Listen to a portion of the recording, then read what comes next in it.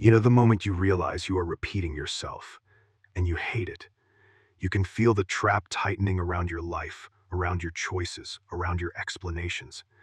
And yet you keep going, because the method is familiar and the purpose feels distant. That is the psychological paradox most people live inside, and it is exactly why they forget the original reason they started. This video is not about superheroes, it is about something far more humiliating. It is about the way your mind turns tools into gods and then punishes you for questioning the worship. We are going to use Thanos as a mirror, not because he is cool, but because his tragedy is the cleanest case study of human self-deception at planetary scale. At the beginning of every life, there is a purpose. Comfort is the early promise. Growth is the early story. Love is the reason. Money is the means. Knowledge is the path. Connection is the point. And then, slowly, almost invisibly, the method takes over. Habits harden. Rituals replace values. Metrics replace meaning. You don't wake up one day and decide to become empty. You become empty by staying loyal to something that stopped working and calling it discipline. Thanos is the amplified version of that process. He starts with a diagnosis. He ends with a worldview that eats his own humanity.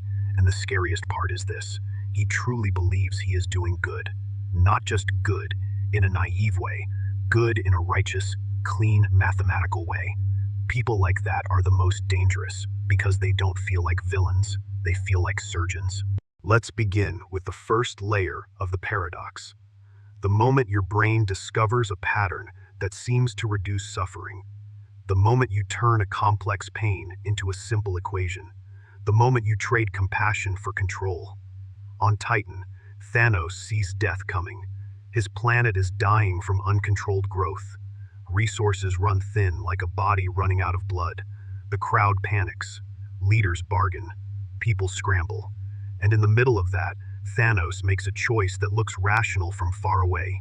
He proposes killing half the population, randomly, not because he wants to watch suffering, but because he wants the equation to balance. Now pay attention.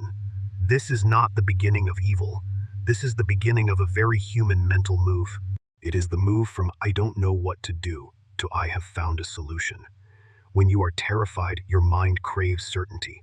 It will accept brutality if you can wrap it in logic. If the world is too messy, you'll pick a tool that makes it feel tidy. Thanos doesn't just want survival. He wants predictability. He wants the future to stop being frightening. So he chooses a method that is efficient and fast. One action, one outcome. No negotiation, no uncertainty, no moral discomfort. If you are hearing yourself in this, good, because this is how many people operate in everyday life. Some people see a pattern in dating. They discover that if they chase, they are hurt, so they decide to stop chasing and start controlling. They swear they are protecting their heart. Then control becomes their identity. They don't love anymore. They manage. Their solution becomes a cage. Some people learn a pattern in money. They see themselves becoming insecure when income is unstable. So they decide that stability equals worth. They work harder. They cut joy. They remove pleasure like it is poison. At first, it makes sense. Then it becomes religion. They become the person who talks about hustle like it is a prayer, and one day they wake up with an account full of numbers and a life full of quiet resentment. The paradox is always the same. Your original purpose was to reduce pain. Your method becomes a worship object, and then you defend it even when it stops working, because questioning it would mean admitting you chose the tool instead of the truth. Thanos defends his method against human emotion, against human dignity. He calls his killing balance. He calls his randomness fair. Notice what he does. He removes the human faces from the equation. When you remove faces, you remove the obligation to care. When you remove the story from the suffering, you can pretend it is mathematics. And when the world refuses him, when they mock him, when they try to imprison him like he is a monster, he doesn't stop. That rejection becomes fuel. This is the second psychological mechanism. The conversion of humiliation into certainty. People think rejection makes you more humble. Often it does not. Often it makes you more rigid. It makes you build a thicker wall around your beliefs so no one can touch it. If the world calls you insane, you might decide you are the only sane one. If the world calls you a tyrant, you might decide you are the only realist. You become more convinced precisely because you are misunderstood, and then you take your pain and you weaponize it. This is why Thanos becomes a savior paradox. He is cast as a villain, but he sees himself as the cure. He develops a mask that protects his ideology, and then the mask becomes the self. He takes the name Thanos, the infamous one. He wears it like armor. He builds a narrative where he is not a man making choices, but a force delivering necessity. That shift matters. When you stop seeing yourself as a person and start seeing yourself as fate, you remove the possibility of moral correction. You cannot apologize to fate. You cannot learn from fate. Fate doesn't evolve, it just proceeds. So he travels, he purges worlds, he does it slowly, he does it with blood on the ground, not because he likes it, but because he has fully converted purpose into procedure. He has replaced the question, is this right, with the question, does this achieve the outcome? And here is where the tragedy sharpens. Because at some point, even a cold method touches something warm. Thanos adopts Gamora, a child orphaned by the very balance he enforces. He chooses love as a final attempt to stay human. It is his last thread to purpose. He wants there to be meaning beyond the equation. He wants to believe that he is not just a butcher, that he is capable of tenderness. But tenderness is dangerous for a person who worships a method, because tenderness introduces variables. It introduces messy exceptions. It makes you reconsider the logic. To a man like Thanos, that's intolerable. His ideology cannot survive uncertainty. His philosophy needs a world that behaves like a formula. So the deeper he loves, the more pain he stores. The love becomes evidence that his method can harm what he cares about. And then the third mechanism appears, the sacrifice that proves the belief. On the mountain, to obtain the Soul Stone, Thanos must trade one soul for another. He must pay the price his logic cannot compute. His method demands a transaction with humanity, and the only person who embodies his last connection to purpose is Gamora. Listen to this carefully. Thanos cries, not crocodile tears, not performative sadness, real grief, real fatherhood, real love, and then he does it anyway. This is where you find the most terrifying line in the psychology of self-deception. When someone truly believes their action is necessary for the greater good, their feelings become irrelevant. Feelings do not guide them. Feelings simply coexist with the decision. It is like watching someone step on a flame while telling themselves it is cold because their belief is louder than their senses. Thanos doesn't just kill his daughter, he amputates the last part of himself that could challenge the method. And in doing so, he confirms to himself that his mission is absolute. He chooses will over heart. That choice does something inside the brain. It teaches the mind a pattern. If heart conflicts with mission, mission wins, no matter the cost. Once that lesson is learned, it becomes self-reinforcing. Every future moral conflict gets easier because you already proved that you can override your own humanity. This is how extremists are formed. Not by starting with hatred, but by training themselves to silence the person they used to be. Now we go deeper, because the paradox doesn't end at the first sacrifice. It mutates. It becomes permanent. Thanos finally gathers the Infinity Stones. He becomes a near god. He can rewrite reality. He can solve problems without repeating the original violence. He can create new resources, new systems, new futures. He could do something creative, something surgical, something that reduces death without demanding random slaughter, and yet he chooses the same primitive method again. Kill half. Do you understand how psychologically revealing that is? Infinite power does not automatically produce infinite wisdom. Often it produces infinite repetition. When you have been traumatized by a belief system, power becomes a machine for that belief, not a tool for growth. This is the fourth mechanism, reenactment of trauma through correction. Remember what Thanos said and what his behavior shows. His planet is gone, his early solution was rejected, his fatherhood is shattered, his world ends in chaos. He cannot undo the past, so he tries to restore the past by repeating it somewhere else. He is not creating a new plan. He is rebuilding the Titan process inside the universe. This is reenactment. Your mind returns to the first pattern that promised safety. You call it being consistent, but it is actually being trapped. Many people do this in relationships. They meet someone who resembles their old wound. Their brain recognizes the theme, not the person. Then they recreate the same dynamic, hoping this time the ending will change. But the ending never changes because they are not actually solving the present. They are trying to fix a past reality using the same instruments that originally hurt them. They say they are choosing again, but they are choosing the same script with a different stage. Money is the same. Some people see their childhood as a constant state of lack.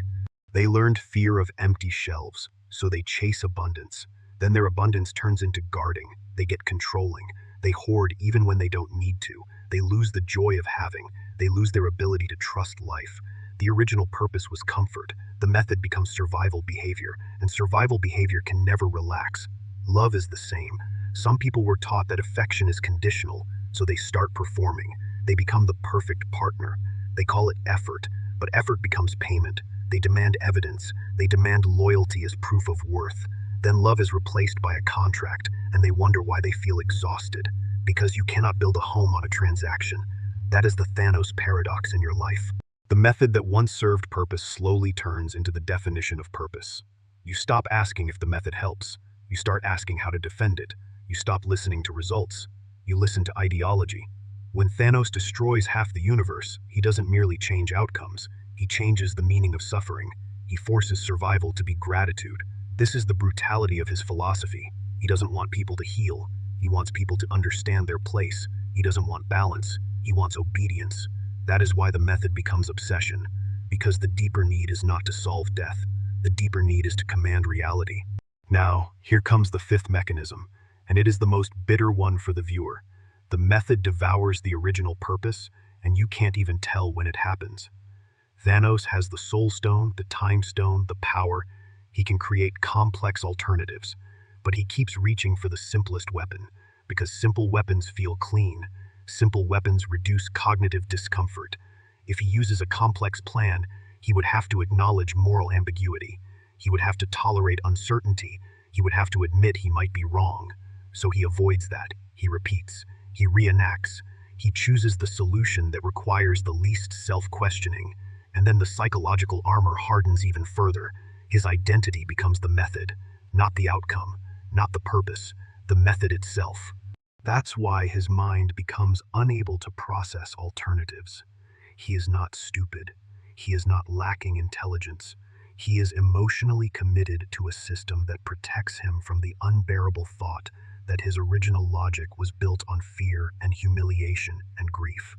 So when he finally becomes a farmer in the garden, when he lives quietly, it looks like repentance.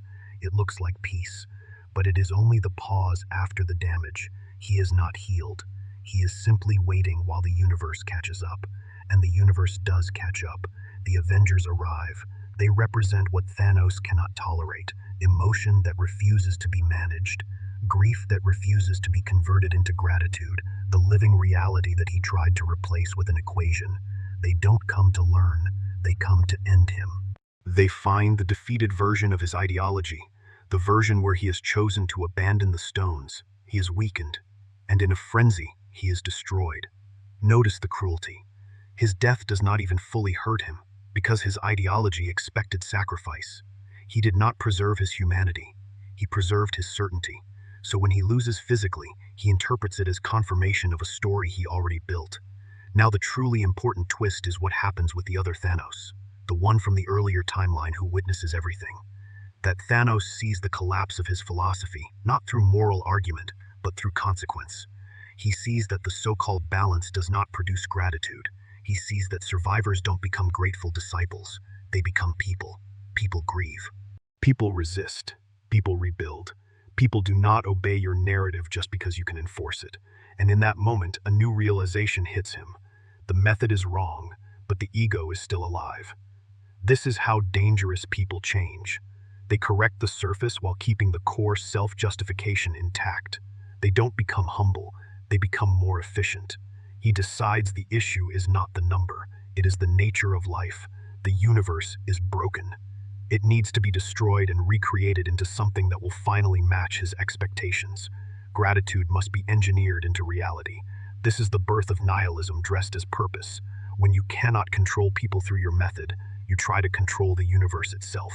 You don't ask, how can we heal? You ask, how can we remove the conditions that allow pain? When you can't tolerate the existence of tragedy, you attempt to remove reality. Thanos becomes the man who doesn't just enforce balance, but wipes the board and starts over. That is the final paradox. He begins as someone who claims to solve death. He ends as someone who refuses the complexity of life. He becomes anti-life, anti-story, anti-meaning. He destroys the system and calls it mercy. And this is where we stop talking about a fictional villain and start talking about you. Because the same pattern exists in ordinary people, just at smaller scales. You can feel the impulse to erase reality when you are hurt. You can feel the urge to delete a problem instead of working through it. People do this emotionally, all the time. They ghost instead of communicate. They avoid instead of repair. They end relationships not because the relationship is unfixable, but because confronting the mess would threaten their image. Their method is designed to protect ego, not to build connection. They don't want closure. They want a clean exit with no emotional accountability. In money, people do the same. They don't want to budget and face their habits. They chase a miracle. They chase shortcuts. They chase the one decision that will solve everything so they never have to feel powerless again. In identity, people do it too. They treat their self-concept like it is sacred. If someone challenges their worldview, they don't revise. They erase. They cut off. They attack. They refuse nuance. Because nuance feels like vulnerability. Thanos is the extreme version of a soft behavior. He is the same mechanism, turned up until it destroys planets. Now let's make it painfully clear. How do you know you are becoming a mini Thanos? You don't know by bad intentions. You know by repetition. If you keep using the same approach with different people and expecting different results, you're not learning. You're rehearsing. You are staying loyal to the tool because it protects you from shame. If you keep forcing your life into a template that made sense once, but no longer matches your current needs, you're not optimizing. You are in denial. If you keep calling your method truth because admitting it's a choice would require you to take responsibility, you are hiding from your own agency. And here is the part most people hate, because it implicates them. The purpose didn't disappear because it was weak.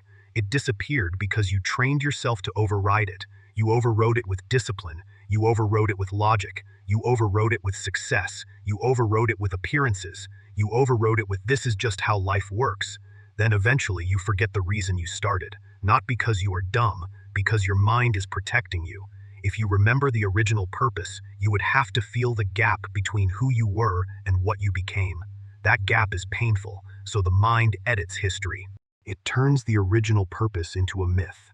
It turns the method into the mission. It makes you forget you ever wanted anything else. That's why people look successful and still feel hollow. They are acting out a method that was meant to serve them, but it has replaced their identity. And that hollow feeling is not a lack of motivation. It is a signal that your life is out of alignment with your deeper values. Now, Thanos' final moment in the war gives us another psychological weapon. The contrast between logic and chaos is not really the point. He believes logic will defeat chaos because logic is his god. He becomes rigid in his certainty even when reality becomes unbearable. Iron Man, the emotional chaos embodied in a human mind, survives through sacrifice, improvisation, and willingness to be wrong. Even when the odds are nearly impossible, he acts anyway. He doesn't worship certainty, he worships effort. So when Thanos is defeated, he sits down quietly, no begging, no crying, no bargaining. That stillness is not wisdom. It is the final collapse of a worldview. He believed he was necessary. He believed he was inevitable. He believed that if he executed his method, reality would comply. But reality doesn't comply. It resists, it evolves, it continues without you. And in that silence, you see the core of his tragedy. It is not that he was evil. It is that he was loyal to being right. Even when the cost was his humanity, even when the outcome proved his failure, even when he watched his own philosophy poison what it touched. That is the darkest truth people hide from themselves. You are not afraid of failure. You are afraid of admitting your mind constructed the failure. You are afraid of the moment where you realize you chose a method that served your fear and called it destiny. So you protect it, you defend it, you repeat it, You make it bigger. You can watch your life become Thanos-sized over time. It starts as a practical solution. It ends as a worldview. It starts as protection. It ends as punishment. People do this in love by turning boundaries into weapons. They do this in careers by turning work ethic into self-erasure. They do this in family by turning loyalty into control. They do this in spirituality by turning faith into judgment. The method eventually demands more and more sacrifice. Not sacrifice of time or money, but sacrifice of your ability to feel. You stop listening to your body. You stop hearing your grief. You stop acknowledging your loneliness because acknowledging it would require a new purpose. So you keep going, and you call it strength, you call it maturity, you call it logic. But deep down, you know it's a kind of haunting. Now, the call to action cannot be soft. You are not going to manifest your way out of repetition. You are not going to think positive your way out of a method that has replaced meaning. The exit requires one brutal act of honesty. You have to revisit the first purpose you forgot. You have to find the moment where you stopped serving life and started serving your tool. You have to ask yourself, with no drama, with no excuses, what you are doing that you would never call love anymore. Then you have to allow the discomfort of being wrong, not in public, in private. You have to let your mind say out loud if needed, I chose a method to avoid pain. I kept it because it made me feel certain. I protected my ego with procedure. I stopped listening to people because people are unpredictable. If you can say that without immediately defending your identity, you are finally standing in the doorway. And the next move is not to quit everything. It is to introduce correction. Real correction looks like changing the method while preserving the purpose. If your purpose is comfort, you stop treating money like a god. You treat it like a tool. You decide what comfort means to your nervous system, not to your pride. You let yourself rest without punishing yourself. You rebuild the relationship with pleasure, because pleasure is information, not weakness. If your purpose is connection, you stop treating love like a test. You stop forcing control to guarantee loyalty. You practice conversations instead of strategies. You accept ambiguity. You allow closeness without demanding certainty. You stop worshiping the method that helped you survive a past wound. If your purpose is growth, you stop using discipline as self-harm. You stop turning every setback into proof that you must become harder. You create room for curiosity, not just performance.